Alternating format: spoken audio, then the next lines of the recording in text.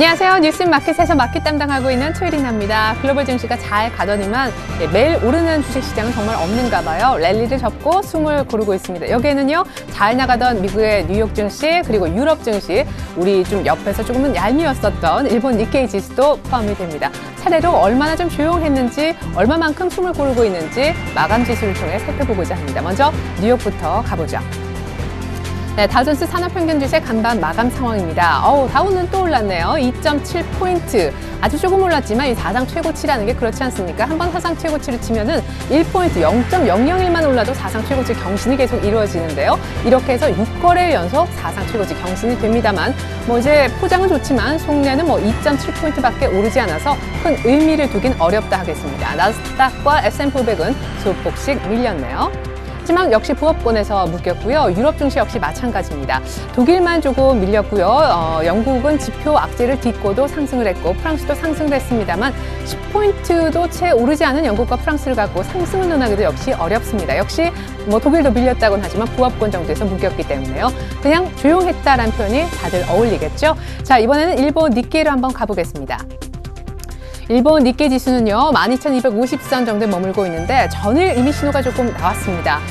일단 단기적으로 많이 오른 일본 니케이가 9거래일 연속, 10거래일 연속 오를까 싶었지만 전일 오후장에서 꺾이면서 이미 9거래일 만에 하락을 했었고요. 오늘도 일단 추가적으로 이틀 연속 약세가 나오고 있습니다. 하지만 장 중에 상승 전환 시도도 곧잘 하고 있는 일본 니케이, 무엇보다 일본 그 중앙은행 뒤에서 아주 든든한 유동성이 대기하고 있기 때문에 일본 니케이는 이러다가도 쉽게 추가 상승할 수 있는 여러 가지 여건들을 가지고 있죠. 자, 이렇게 글로벌 증시가 쉴 때 우리가 좀 달려가서 갭을 좀 줄이는 이런 타이밍이 오면 참 좋을 텐데, 이래저래 우리는 내일 빅 이벤트 데이를 앞두고 같이 좀 쉬고 있습니다. 이럴 때 가야 되는데 개인적으로 안타깝습니다. 코스피 현재 상황부터 잠깐 보실까요? 네, 1993.6입니다. 2000선 오늘 트라이를 하다가 결국 무산이 되었고요. 지금은 파란불까지 보이죠? 0.25포인트가량 아래쪽입니다. 아이고, 어제 종가가 이제 1993선 정도였는데, 이제 뒤에 소수점까지 감안해 봤을 때는 하락이라고 지금 찍히고 있네요. 외국인과 기관이 어떤 스탠스를 취하고 있길래 코스피가 오늘 2000 문턱도 못 가보고 밀릴까? 삼성전자는 선전하고 있는데 말이죠. 개인이 던집니다. 기관이 어제 소극적인 패턴을 보였는데 오늘까지 추가적으로 하락. 이렇게 되면 기관은 이틀 연속 유가증권 시장에 매도하는 것이 되고요. 아이고, 외국인은요, 오늘 한 40억, 50억 정도 순매도밖에 안 되지만, 물론 많은 규모는 아닙니다만 전일 선물을 5,000개 넘게 이제 가까이 팔았던 외국인인데, 이렇게 되면 현물을 5거래일 연속 파는 셈이 됩니다. 잠깐 저와 함께 지금 외국인들의 현물 매도 상황을 조금 보시겠는데요. 오늘이 이제 3월 13일이죠. 54억 정도 매도입니다. 외국인 이렇게 해서 이제 한 5거래일 연속 이렇게 매도하게 됩니다. 이 기간 동안 역시 코스닥은 계속 샀고요. 전일 선물을 많이 던졌지만 오늘은 그만큼 팔고 있진 않습니다. 이날 이제 2,000원 넘게 팔면서 이 기간 동안은 그렇게 많이 판 것은 아닌데, 일단은 연속적인 매도, 일단은 매수는 보이지 않고 있다는 것이 최근 외국인들의 현물 매매 동향의 특징이 되겠습니다. 이어서 코스닥 한번 가보죠. 이런 디커플링은 참 기분이 좋습니다. 코스닥은 548.13. 와, 코스닥 참 괜찮죠? 오늘 한 갭상승 출발 이후에, 그러니까 어제 종가보다 점프해서 시가를 아주 높게 만든 이후에도 상승폭을 계속해서 추가적으로 그려내고 있습니다. 누가 살까요? 궁금하실 텐데요. 이틀째 상승하는 코스닥. 네, 역시 기관도 사고 외국인도 사고, 이제 이런 모습이 코스피에 나와야 코스피도 오를 텐데요. 코스피와는 정반대 상황인 코스닥, 오를 수밖에 없는 이유 수급에서도 충분히 찾아볼 수 있겠습니다. 외국인이 184억 정도 사고 있고요. 기관도 한 6분의 1, 3분의 1 정도의 매수 강도를 보여주고 있습니다. 원달러 환율의 흐름도 이어서 보시죠. 원달러 환율이 전일까지 나흘 연속 오르는 것 같았는데, 올랐습니다. 결국 반락이 없이요. 오늘까지 추가 상승하면서 1,098원 들어가네요. 1,100원 트라이를 하고 있는데, 전문가한테 제가 물어봤습니다. 원달러 환율이 1,100원 안착할까요? 쉽지 않대요. 지금 대외의 어떤 재료에 반응하는 환시장하고요, 이제 국내 여러 가지 달러와 원에 대한 수급 상황에 따른 이 원달러 환율의 환시장에도 수급이 있을 거 아닙니까? 그렇죠? 이것이 조금 반응하는 것이 달라서 위도 막히고 아래도 막힌, 원달러 환율이 위로 가기도 아래로 가기도 조금 어려운 상황. 그래서 1,090원대 후반에 머물 가능성이 크대요. 지금 후반에 머물고 있는데요. 당장 지금 상승폭은 조금 커지고 있습니다만, 내일 금통위의 결정이 원달러 환율에 영향을 줄 수 있는 가장 큰 변수라고 하겠습니다. 자, 자, 그러면 내일 변수에 대한 얘기를 좀 해보죠. 오늘 시장이 못 가는 여러 가지 이유가 있겠습니다만 역시 당장 코앞에 들이닥친 변수의 어떤 무게감이 적지 않기 때문이겠죠. 내일 3월 14일 너무 화이트데이 사탕받는 거 생각하지 마시고요. 적어도 주식을 투자하신다면 변수에 대한 지금 현재 전문가들의 생각이 어떤지, 소위 대세는 어느 쪽으로 흘러가는지 예측의 어떤 영역이라기보다 일단 알고는 계셔야겠습니다.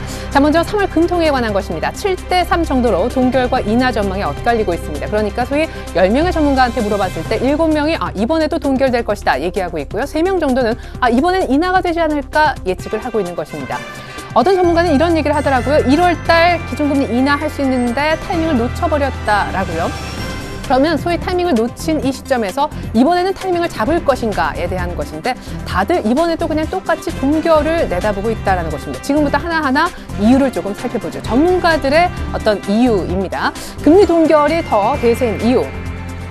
첫째는 글로벌 경기가 좋아지고 있기 때문입니다. 금리 인하는요, 유럽도 지금 준비를 하고 있는 부분인데 경기가 안 좋아질 것 같을 때 준비를 하는 그런 카드죠. 하지만 글로벌 경기가 우리 시장보다는 조금 좋기 때문에, 우리 경제보다는요, 글로벌 경기가 좋아지고 있으니까 지금 내리지 말고 조금 더 지켜보자라는 것입니다. 그리고 두 번째는요, 일방적인 원화 강세가 조금 진정되고 있습니다. 원달러 환율이 한 1,050원대 정도까지 갔었다가 최근엔 지금 아까 보셨다시피 1,100원대 정도로 여러 가지 북핵 리스크 등등 해서 오르고 있잖아요. 최악의 원화 강세 시작됐을 때보다는 지금 조금 여유가 있는 환율 상황도 있고요. 세 번째로는 가장 중요한 이유라고 개인적으로 보여집니다.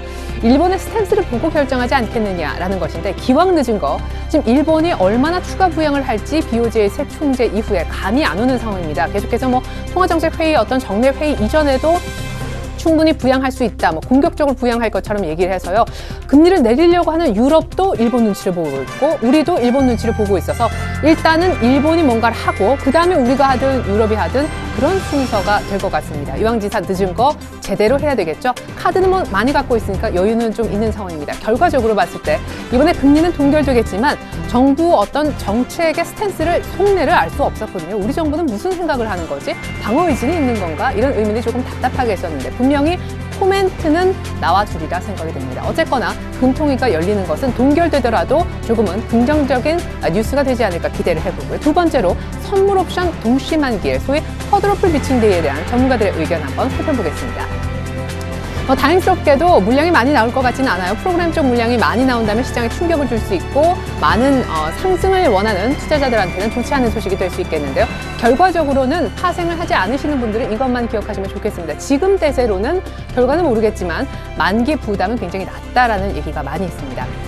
3월물 선물 옵션 동시 만기일, 그 다음 물이 이제 6월물이 될 텐데요. 6월물에 대해서 2월 하는 물량들이 굉장히 많다고 합니다. 2월이라는 것은 청산의 반대 의미인데 청산하면 물량이 좀 쏟아질 수 있지만 일단은 끌고 가면 그 물량이 떨어지지는 않겠죠. 보찜을 계속 메고 가다가 중간에 나 그냥 여기서 쉴래 하면 그 물량이 쏟아질 수 있지만 소위 보찜을 계속 메고 가면은 그 보찜을 일단 이번에는 안 나오는 거 아닙니까? 그렇죠? 그래서 일단은 2월 되는 물량도 이미 나 보찜 계속 메고 갈 거야 라는 물량이 이미 절반을 넘어섰다고 합니다. 일단 그 물량 자체는 확 이제 우려가 좀 줄어들 수 있는 그런 부분이 되겠고요. 두 번째는 콜과 풋입니다. 이것이 이제 옵션에 대한 그런 용어인데 상승에 베팅하는 것이 콜, 그리고 하락 쪽에 베팅하는 것이 풋이라는 용어를 옵션 쪽에서 쓰고 있습니다. 미결제 약정이 이제 이쪽에서 콜도 증가를 하고 있고 풋도 증가를 하고 있기 때문에 외국인 기준입니다. 위든 아래쪽에는 다 막혀 있습니다. 위 베팅하는 세력, 아래쪽 베팅하는 세력 다 만만치 않게 있다라는 얘기죠. 때문에 코스피는 잘 가봐야 한 2010선 아래쪽으로도 충분히 좀 열려 있지만 위쪽이든 아래쪽이든 조금 지금 박스권 중간에 있다라고 보여졌을 때는 어쨌거나 박스권이다라는 얘기가 되겠고요. 때문에 캐스팅 보트를 쥐고 있는 기관의 선물 포지션이 오히려 외국인들보다 더 중요해졌다. 기관이 개인 편을 들어줄 건지 외국인 편을 들어줄 건지에 따라 내일 결정이 된다라는 의견도 충분히 공감이 갑니다. 어쨌거나 좀 어려운 내용이었습니다만은 내일 부담이 좀 적대 이렇게만 대형주 매매하시는 분들 알아두시면 좋겠습니다. 자, 마지막으로 삼성전자 얘기를 한번 해볼까요? 삼성전자의 갤럭시 S4 기다리시는 분들 많이 계시죠? 우리 시장에는 한 달 정도 뒤에 상륙을 할 것이지만 미국 쪽에서는 이미 우리 시각으로 내일 말고 모레 오전 기준 간밤에 우리가 자고 있을 때쯤 행사를 하면서 짜잔 갤럭시 S4입니다 공개를 할 거고 스펙이 쫙 뉴스에 뜨게 될 겁니다. 우리 시각 기준으로 이제 금요일 오전이 될 건데요. 이제 삼성전자 주가가 오늘 굉장히 많이 오릅니다. 잠깐 삼성전자 주가를 조금 보시겠습니다. 오늘 사실 삼성전자 주가 대비했을 때 시장이 굉장히 약한 편인데요. 자, 코스피는 고작 해봐야 지금 하락하고 있습니다. 오히려. 그런데 삼성전자는 얼마나 오르고 있죠? 1% 넘게 오르면서 이 어제 하락분을 고스란히 만회하고도 남습니다. 151만 원대 주가 찾아갔거든요. 자, 이렇게 삼성전자가 조금 선전을 하고 있긴 하지만 어쨌거나 전 고점인 158만 원에서 한번 막혔던 삼성전자입니다. 그런데 내일 모레 이제 하루 이틀 있으면 갤럭시 S4가 나온단 말이에요. 관련한 부품주들도 이미 오를 대로 올랐습니다. 자, 그러면 갤럭시 S3 때는 어땠을지 전문가들은 이런 얘기를 하고 있어요. 갤럭시 3가 나오고 나서는 일단 뉴스에 팔자. 왜냐면 일단 공개됐으니까 그에 앞서 기대감이 올랐고요. 뉴스에 팔자 때문에 충분히 빠질 수는 있겠으나 이후에 갤럭시 S4가 많이 팔린다면 그것이 이제 실적으로 잡히면서 실적 모멘텀이 2분기에 만들어질 수 있다는 얘기를 하고 있습니다. 그리고 엔달러 환율 때문에 조금 불리했던 환율로 인한 가격 경쟁력 하락 우려도 이미 주가에 기반영됐다는 분석이 있습니다. 삼성전자 주가 오늘 오르는 것은 뭐 이런 모멘텀도 있겠지만 일단 선물 옵션 동시만기를 맞아 외국인과 기관 메이저들의 어떤 여러 가지 약간의 이제 그 삼성전자를 통한 시장의 조작 거기에 의해서 삼성전자 주가는 오늘 움직인다고 보여집니다. 이런 부분 참고해 주시고요. 자, 결론을 좀 말씀드리고자 합니다. 그 전에 코스닥 차트만 잠깐 보시죠. 자, 제가 오늘 코스닥이 참 강하다라고 말씀을 드렸는데 코스닥이 오늘 얼마나 오를까요? 548선을 넘어섰거든요. 자, 보세요. 자, 코스닥이 이럴 때 참 많이 간다라고 얘기를 했었습니다. 이 중간쯤에 저도 이제 이 프로그램을 하면서 코스닥이 좋다라고 말씀을 드렸었고 이때 눌림목 때 결국 밑꼬리를 달면서 5일선을 지키고 결국 5일선과 지금 이격이 벌어질 정도로 이렇게 상승을 해 있습니다. 이때를 지금 넘어섰다라는 데 오늘 의미가 있습니다. 이 종가보다 이 종가가 오늘 더 높다라는 것이고요. 이때 개인들은 물량을 많이 팔았지만 결국은 물량을 뺏긴 셈이 됐죠. 왜냐? 코스닥은 지금 더 가고 있습니다. 물론 종목별로 다르겠습니다만 오늘의 결론입니다. 결국 다시 제자리 걸음을 하고 있는 코스피. 뭐 1월과는 다를 것이다. 디커플링 뭐 오래 가지 않을 것이다. 하지만 그건 일단 미안의 목소리인 것 같고요. 현재 ING 상황으로 봤을 때요. 승승장구하고 있는 건 뭡니까? 코스닥이죠. 결국 대형주보다는 아직까지 중소형주가 대세인 것은 현재 상황 맞는 얘기고요. 경기 민감주보다는 환율 같은 거에 절대적으로 영향을 적게 받는 방어주, 내수주 쪽이 절대적으로 시장에 아웃퍼폼을 하는 것도 사실입니다. 그런데요, 조금 더 주목해서 여기를 더 내용을 좀 깊이 있게 들여다보면은 내수주의 소위 종목 바구니, 뭐 시장 바구니라고 생각해 보십시오. 이 바구니에 담기는 그런 내용물들이 많아지고 있어요. 한번 생각해 보십시오. 첫 번째는 음식료가 갔었죠.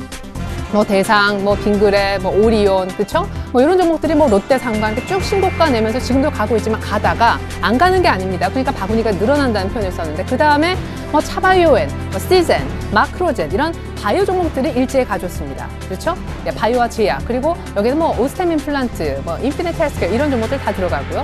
그 다음에 이제 새롭게 오늘 좀 얘기가 나오고 있는 것이 저 PBR 관련주 그러니까 패션주가 나오고 있는데요. 잠깐만 차트를 좀 보실까요? 오늘 제가 진행하는 그런 오전 프로그램에서 출발 증시화에 대해서 한세실업에 관한 얘기도 많이 나왔습니다. 한세실업은 여러 가지 테마주 관련된 그룹에 속한 종목이라고도 한세S23 홀딩스 떠올리실 수도 있지만 이 한세실업만큼은 패션주로 좀 보셔야겠습니다. 베트남 쪽에 공장도 있고요. 어제 이렇게 급등하면서 최근에 원달러 환율이 좀 오르면서 오히려 조금 수혜가 되고 있는 그런 종목입니다. 어제 급등 이후 오늘 별로 밀리지 않아서 심지어 전 고점 부근까지도 많이들 내다보십니다. 충분히 차트가 밑에서 좀 돌리고 있는 그런 차트인 것을 보실 수가 있고요. 어제 이미 약간 매물대가 조금 이평선도 뚫어있는 그런 모습입니다. 그리고 신세계 인터내셔널이라는 그런 패션주도 있는데 이 부분도 충분히 바닥권에서 좀 돌리고 있습니다. 오늘 윗꼬리가 조금 아쉽지만 이런 부분도 잘 보셔야겠습니다. 그리고 최근에 뭐 신고가를 잘 내고 있죠. 북쪽 얼굴, 노스페이스로 굉장히 유명한 영원무역도요. 자, 이미 지금 날아가고 있는 그런 차트입니다. 이미 이쪽 매물대는 다 소화가 돼 있고요. 여기에서부터 어제부터 조금 신호가 나왔는데 지금 조금 조정을 받았을 때 이런 종목 들어가시면 소위 크게 밀리지 않고 시장 대비 수익도 따라서 보실 수가 있을 것 같습니다. 한 가지만 좀 첨언을 드리면요. 아까 결론 부분에 내수주 바구니가 좀 늘고 있다고 했잖아요. 그러니까 내수주 바구니가 느니까 그중에서 어딘가 한 곳만 좀 매매를 하셔도 수익으로 좀 연결이 될 수 있을 것 같고 또 한 가지는 내가 투자한 종목에 중국 관련 모멘텀이 조금 껴있을 만한 그런 종목이면 더 좋겠고 더 바라기도 욕심을 조금 더 부리자면 중국 모멘텀도 있으면서 동시에 박근혜 새 정부 수혜주도 같이 좀 될 수 있는 교집합 중에 교집합이었으면 좋겠다. 그런 욕심이 좀 납니다. 어쨌거나 코스피, 코스닥 지수는 다 잊으시고요. 여러분들 종목을 뭘 살지 다시 한번 고민해 보셨으면 좋겠는데 내수주 가운데 중국과 정부 정책 수혜주이면서 오늘은 패션주 얘기도 나오더라라는 것 참고해 보시면 좋겠습니다.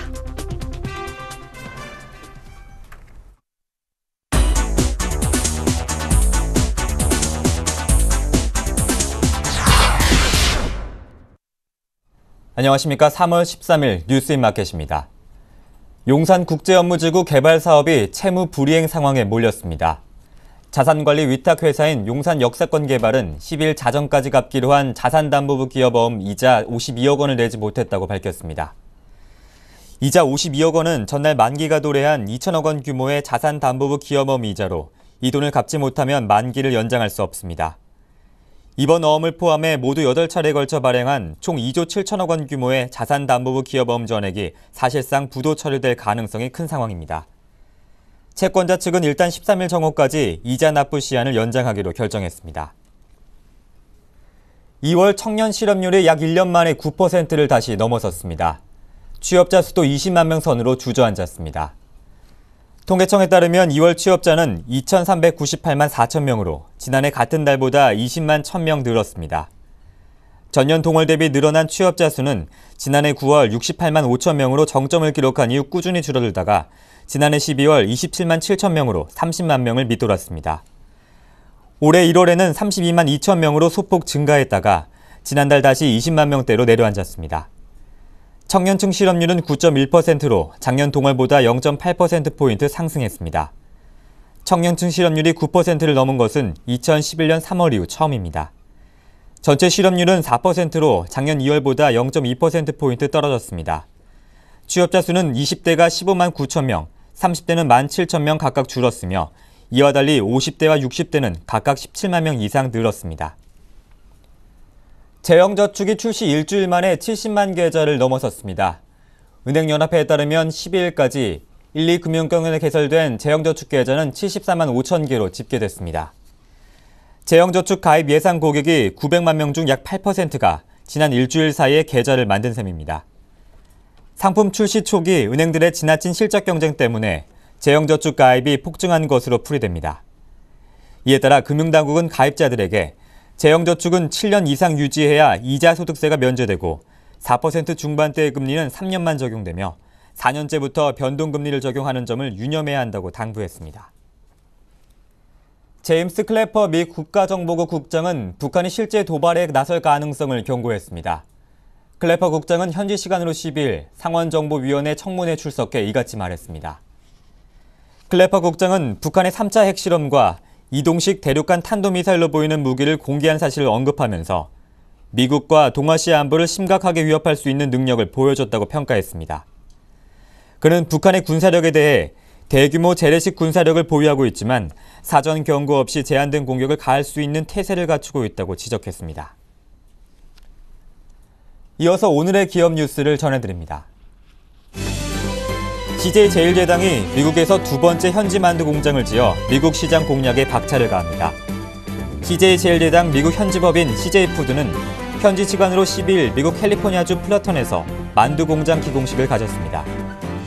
제2 만두 공장이 오는 12월께 완공되면 CJ는 이미 가동 중인 파라마운트 공장과 함께 연간 9,000톤의 만두를 미국에서 생산해 공급하게 됩니다.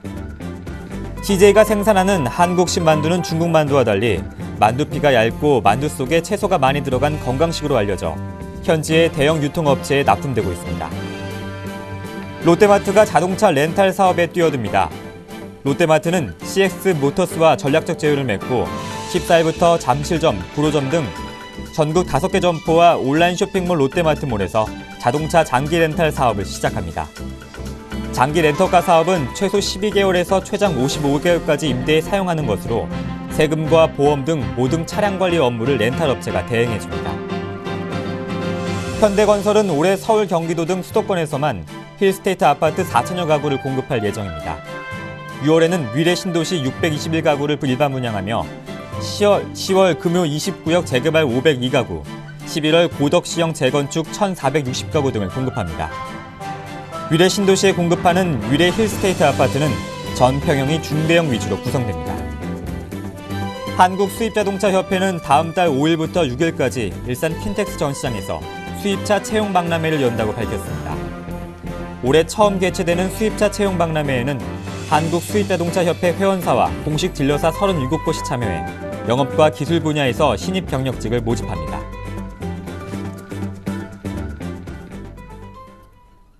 (3월 13일) 뉴스인마켓이었습니다. 시청해주신 여러분 고맙습니다.